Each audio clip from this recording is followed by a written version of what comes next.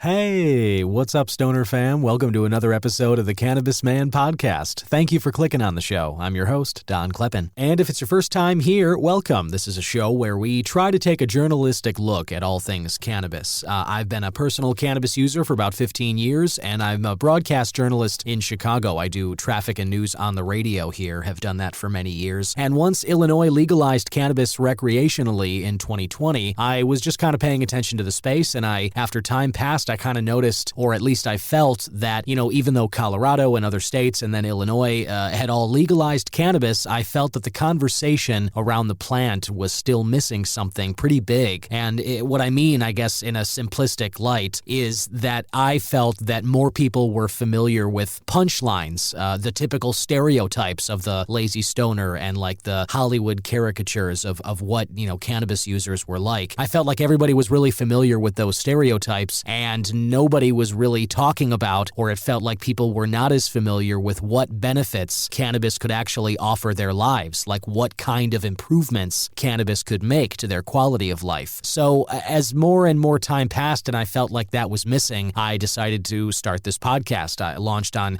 April 20th of 2022, and I've been going from there. I like to talk with people who are in this field in some fashion, whether that might be a cannabis entrepreneur, somebody studying cannabis, a researcher, or a government official who is now in charge of kind of policing this legal cannabis space, which varies state by state. I'm talking to people who are on the very front line of this new green frontier, at least the legal side of it. And I bring those interviews to you, the listener. And I've had some really great interviews thus far. I've talked with a lot of amazing guests, and I've got another excellent interview for you this episode. I'm speaking today with my guest, Shawn K. Ford. He's an elected representative of Illinois' 8th District, and he is leading a cannabis working group in Illinois, which is specifically focused on how well Illinois has done in terms of equity with this legal cannabis, and which parts of the Cannabis Act, which parts of the legal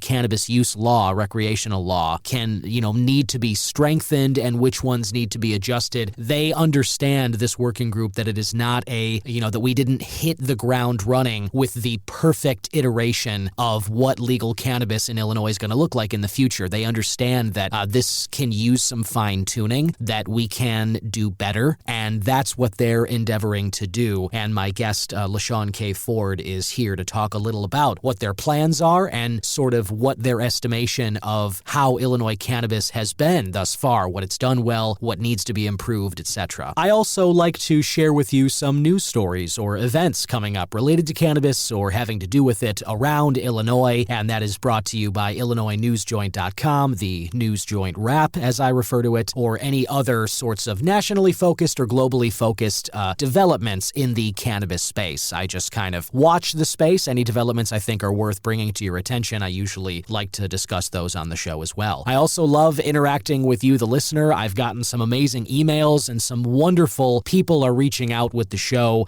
leaving reviews and ratings on different platforms. However you're listening to this podcast, there's a way that you can rate it or review it, and I just want to say thank you so much to everybody who has supported the show in that way. It really means a lot to me, and I love hearing your thoughts about the shows, any questions you've got for guests, or any topics that you think are worth discussing that I might be missing here, or if there are any companies or products that you've tried you really love and you just want to kind of put them on the radar of everybody, share it. You can reach the show at C-Man Podcast on Twitter, Instagram, or Facebook, or you can email host@cannabismanpodcast.com. And I certainly appreciate everyone who's reached out. So with that, let's roll on to this 44th episode of the Cannabis Man Podcast.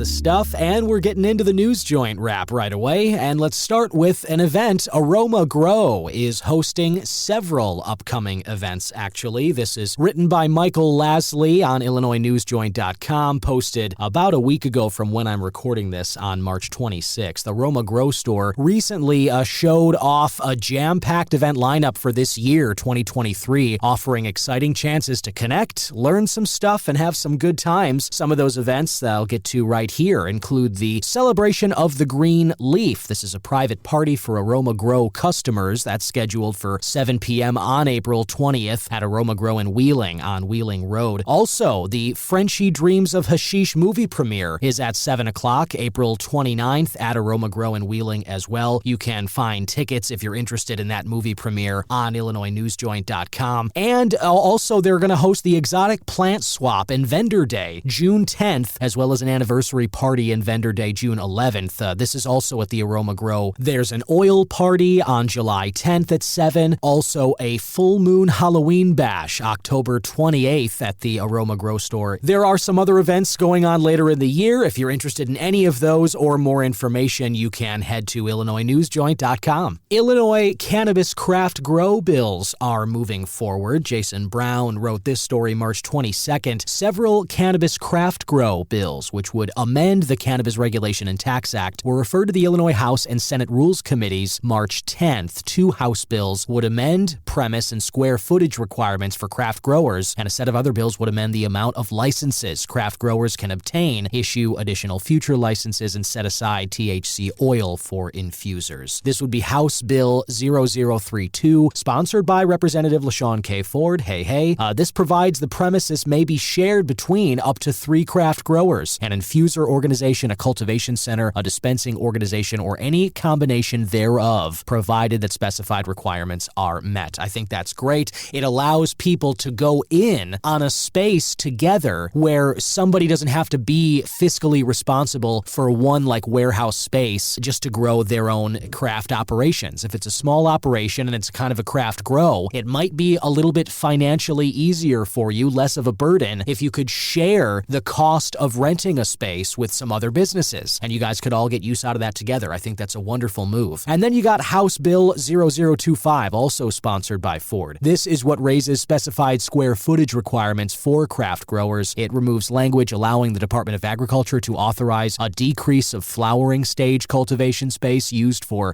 cultivating specified plants. It raises the maximum number of craft grower licenses for specified growers to 3 rather than 1, and 6 rather than 2, or 10 rather than 3. It also kicks out some language prohibiting craft growers from being located within 1,500 feet of each other. It also prohibits cannabis product advertising from describing or referencing a cannabis product as craft unless the cannabis product is produced by a craft grower. See, that advertising distinction, the inability now of a multi-state operator to be talking like they make craft grows, this is going to end up being a real win for craft growers, because just like microbreweries or some of these smaller companies, there's a group that I'm speaking with out of Kentucky. I have an interview with them, Cornbread Hemp, and I'm really excited to bring you that interview, listener. But they have a farm in Kentucky, and the approach that they take with their products, their gummies and their capsules and their CBD, the approach they take, which is farm to table, and they do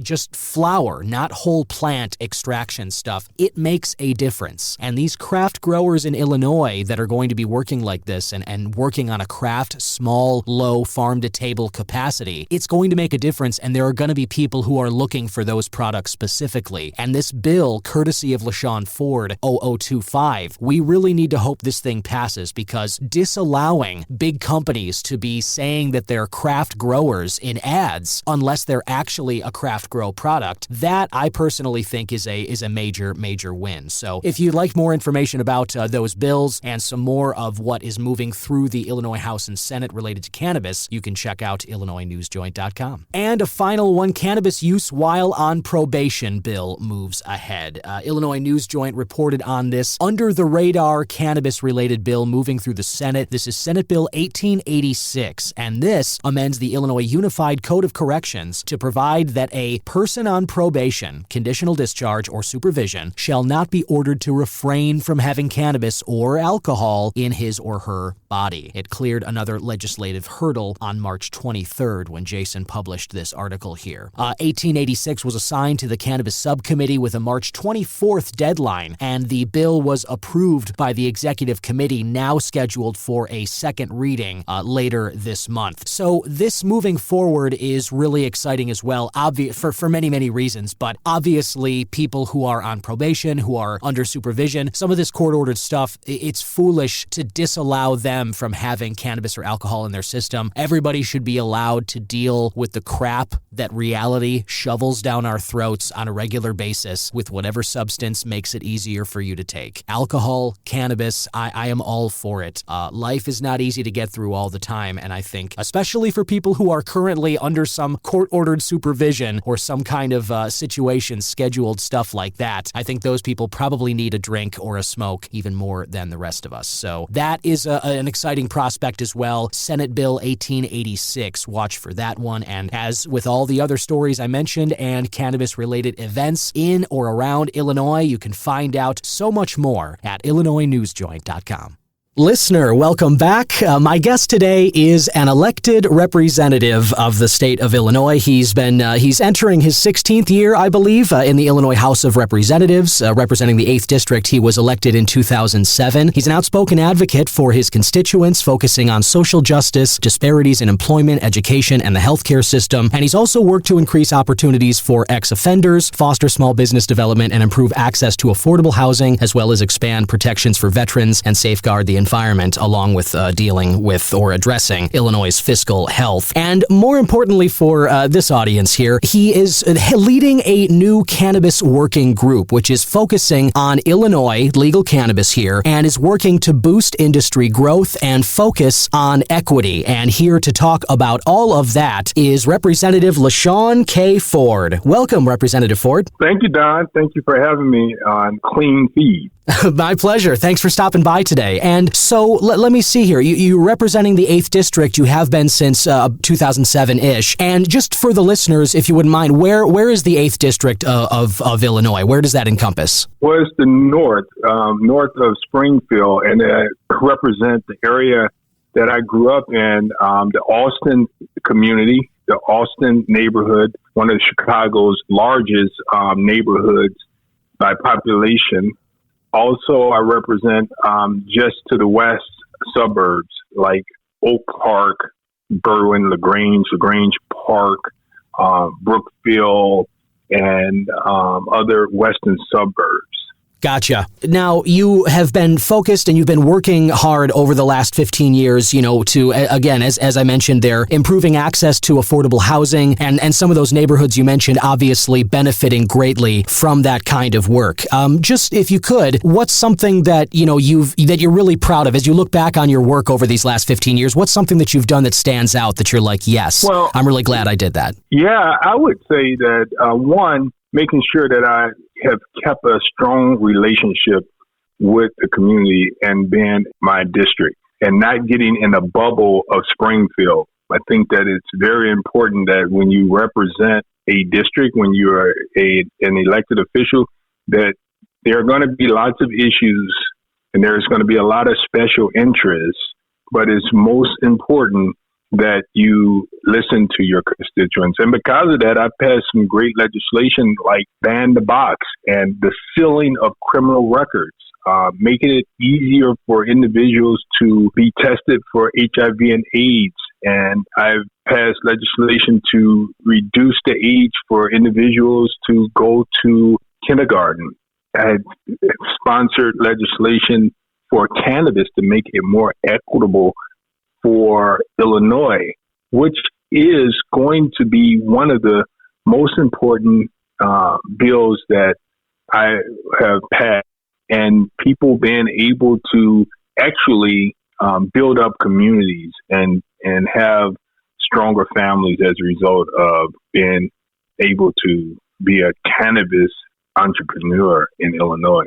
That's fantastic. And I'm really glad you said that. It obviously touches on, why I'm, the topic that's the central to this show and, something that's really, huge and personal to me, which is cannabis, and then specifically the equity part of that. I've spoken with guests on the show before about it. And, one of the biggest, I think, things that's still around kind of staring us in the face, not to jump right into this, Representative Ford, but I was kind of thinking to myself, I've said on the show before that it is the reason equity has to be so central to this whole movement of legalization is because there are so many people who are still sitting behind bars or having their lives affected in some negative way by a cannabis conviction, by doing something that we're now encouraging in a legal light. And you're leading this new cannabis working group here in Illinois, and which is specifically focusing on growing the industry, but also that equity. You were just kind of alluding to that earlier, but can you talk a little about what the impetus was to form this group, and why is equity so important to this cannabis market going forward? Yeah, so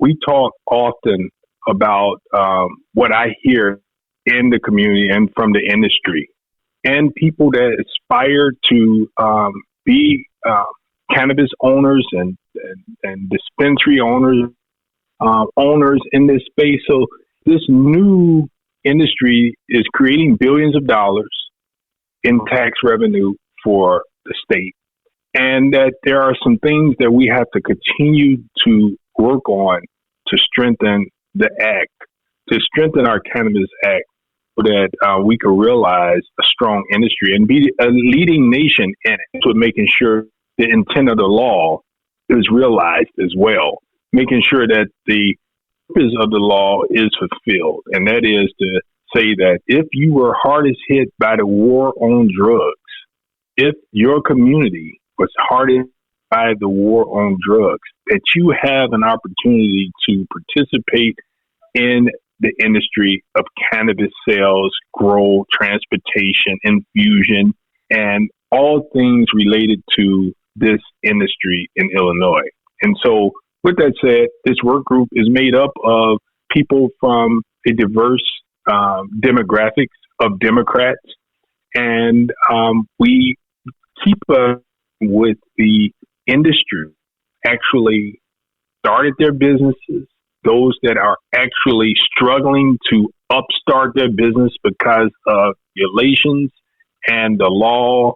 And so we're working together to make sure that we strengthen the law so that people are successful and that Illinois realize the intent of the law. And I know that is, people are rightfully so excited about the notions that you just kind of laid out and the work that this group is going to be doing. And I understand that, you're not going to, I'm not asking you to kind of drag the state through the mud here at all, but in your estimation, since 2019 or 2020, I guess, since recreational cannabis has been legalized in Illinois, what has the state done well and what could it do better? Well, I think that the state, we can say that the restorative justice part of the act is successful.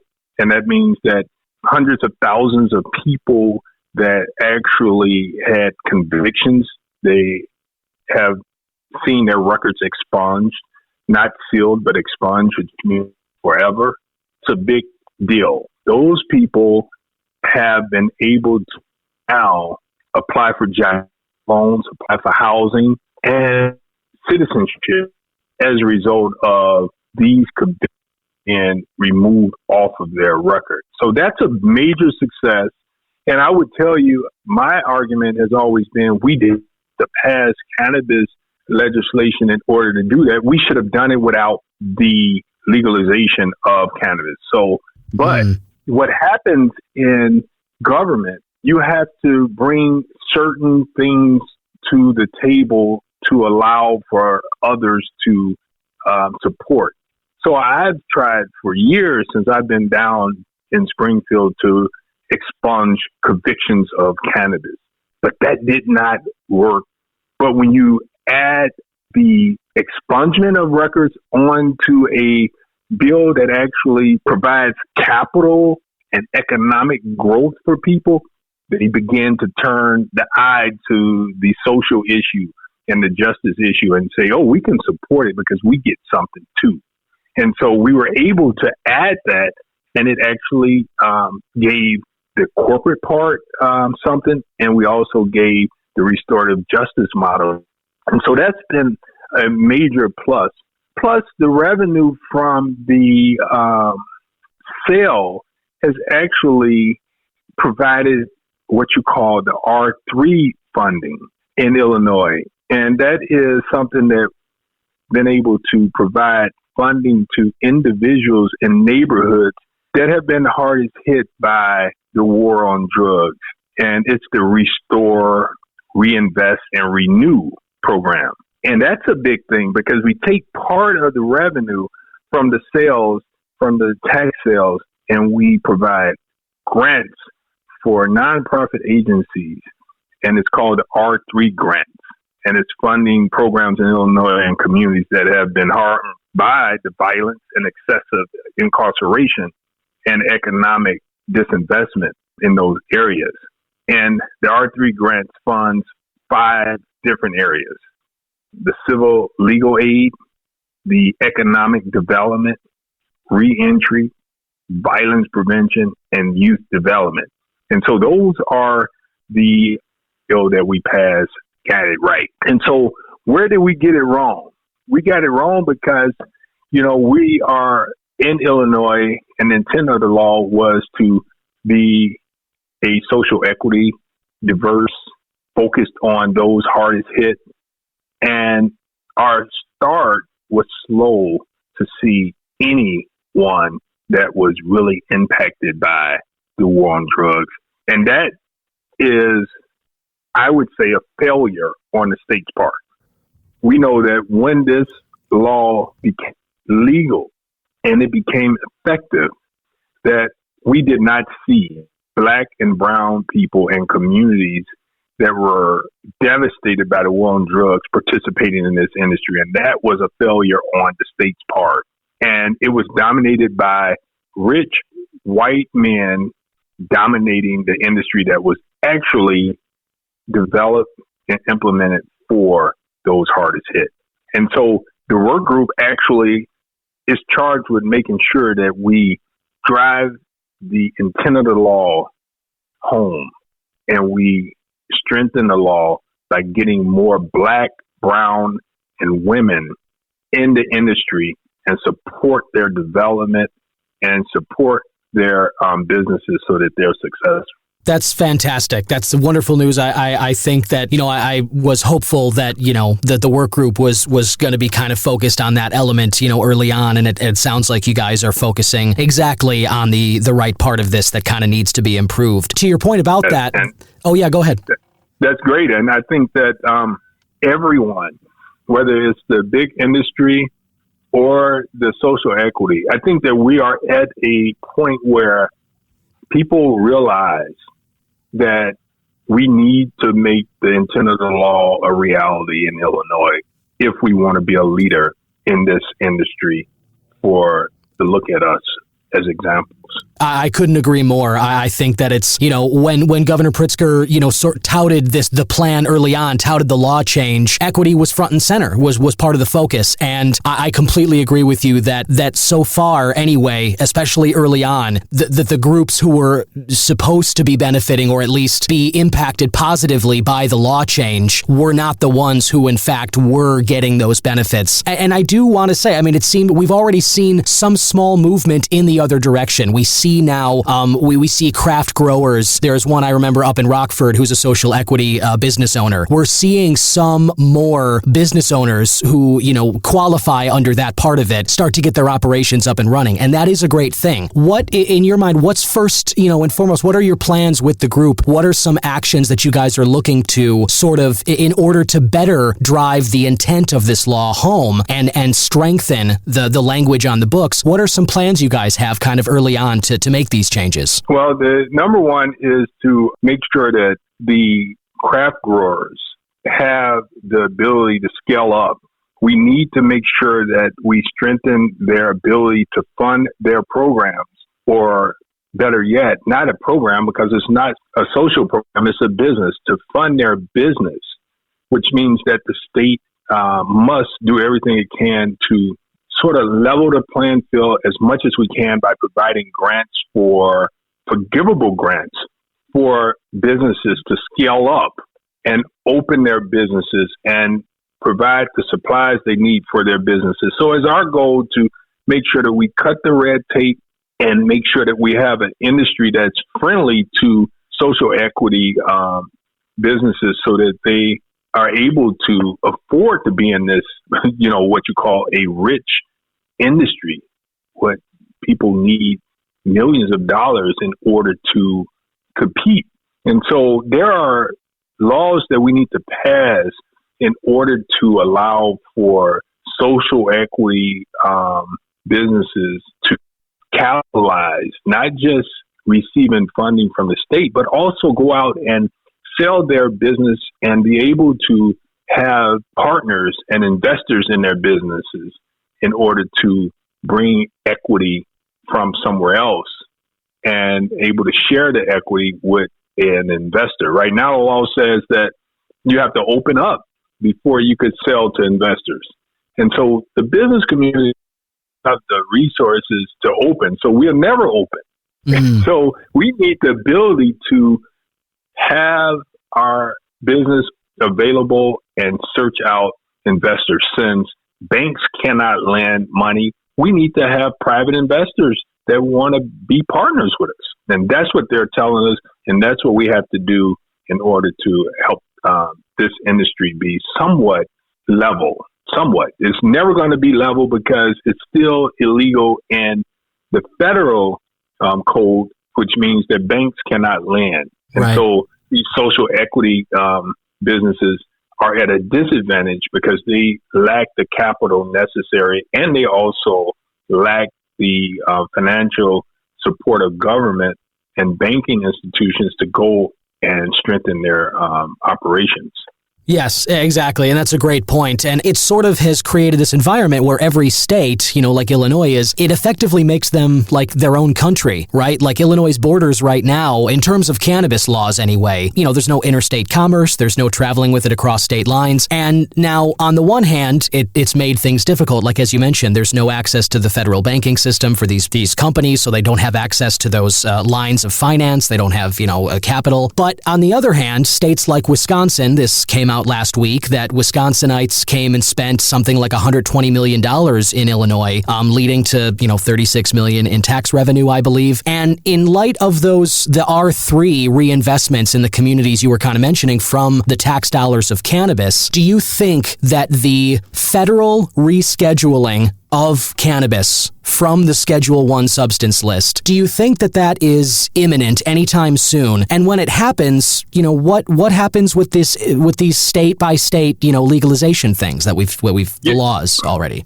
Yeah, that's a good question. And I would tell you, if we're going to ever see the schedule being removed, I think we have a great chance with President Biden.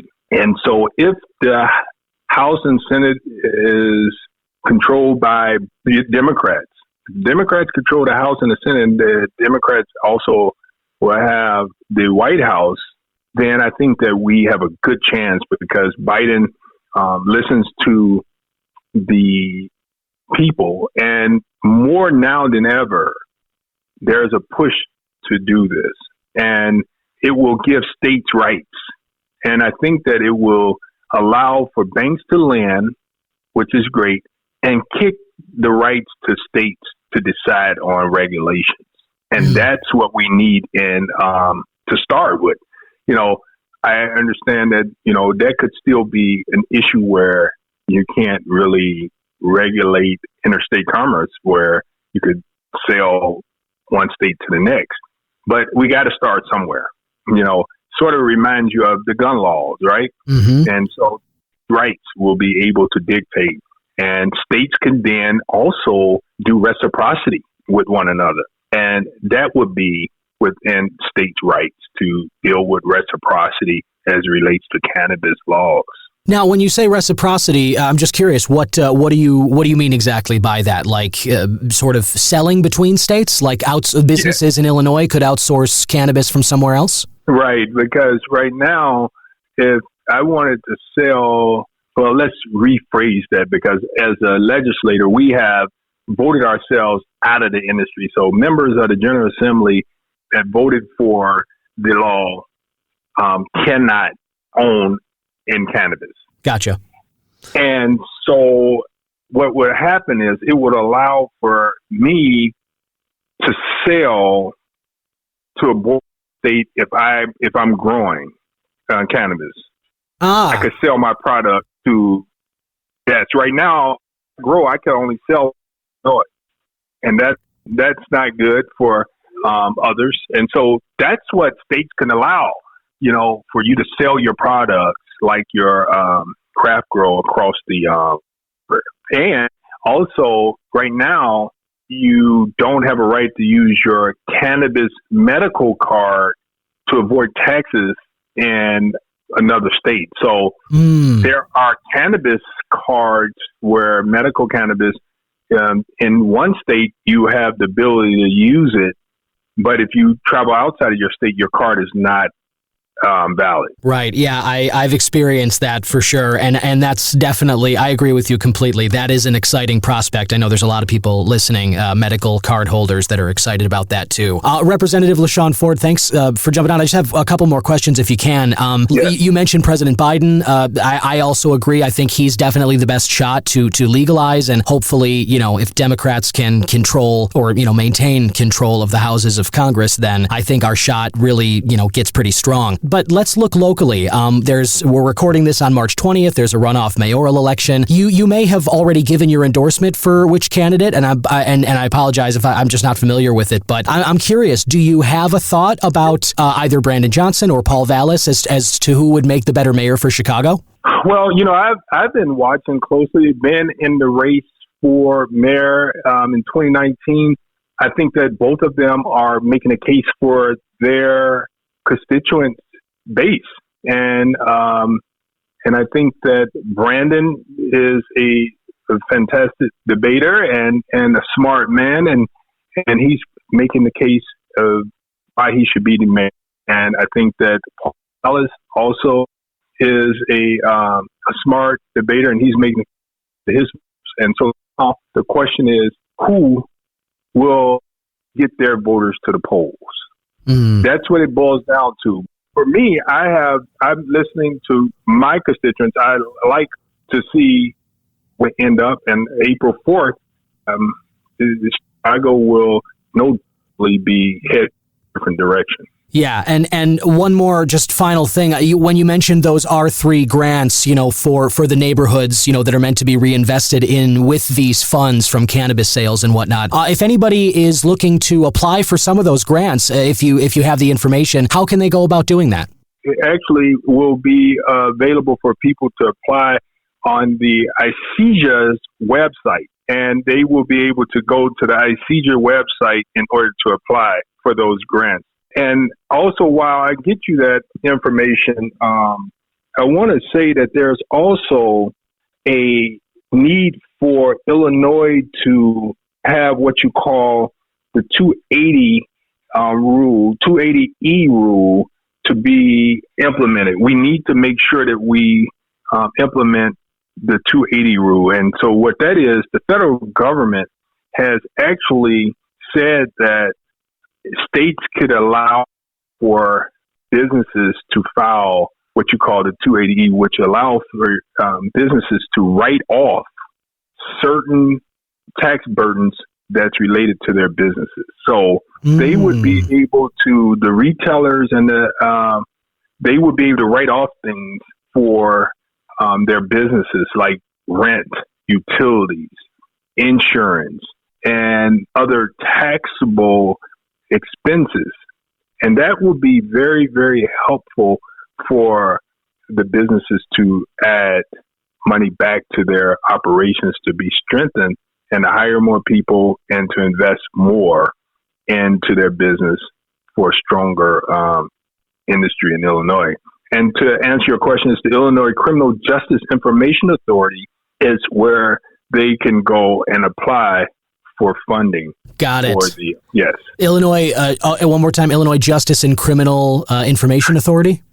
No, it'll be Illinois Criminal Justice Information Authority, ICJIA. ICJIA, ICJIA. Gotcha. Yes. Okay, so that's all right. Yeah, totally. So that's the website people could go to if they're interested in those grants, which is excellent information. And you've given us a lot of great information and stuff to think about, Representative Shawn K. Ford of Illinois' 8th District. Thank you so much for stopping by today, and really appreciate the work that you're doing on Illinois' Cannabis Working Group. And I think there's a lot of people who are excited about the stuff that you're working on and how it's going to impact Illinoisans well into the future. Thank you, Don. Have a great day. You too. Bye-bye. Bye-bye.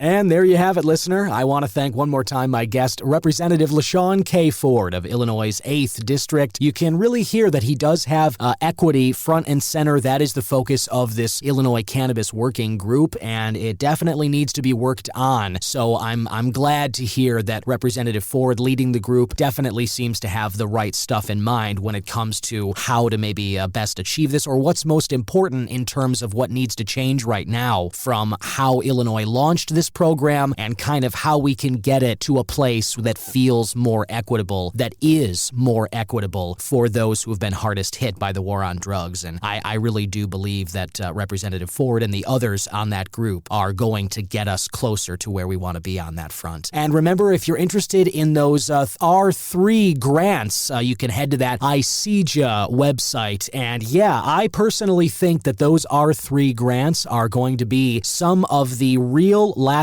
legacy, some of what's really tangibly improving people's lives from this newly legalized cannabis in Illinois. These, the revenue that we've gotten from cannabis, we all know how much it is, and there's millions that the state has set aside here that are meant to be distributed in these grants to go to people who have been hardest hit by the war on drugs. So if you're interested, head to that ICJIA website and see if you can't get some of that cannabis grant money and find a way to make it work for you. You know what I'm saying? So that's all I've got for you this week. I will be back again next week with another interview and another news joint wrap and lots more cannabis topics to talk with you about on the Cannabis Man podcast. Bye-bye. Cannabis Man is an original production of myself, Don Kleppen. Original theme music by Yusu Kim, aka Goodson. Other music by Pat Perez, and logo designed by Vorbroker Media. If you like the show, please rate, review, subscribe, and share whenever you can.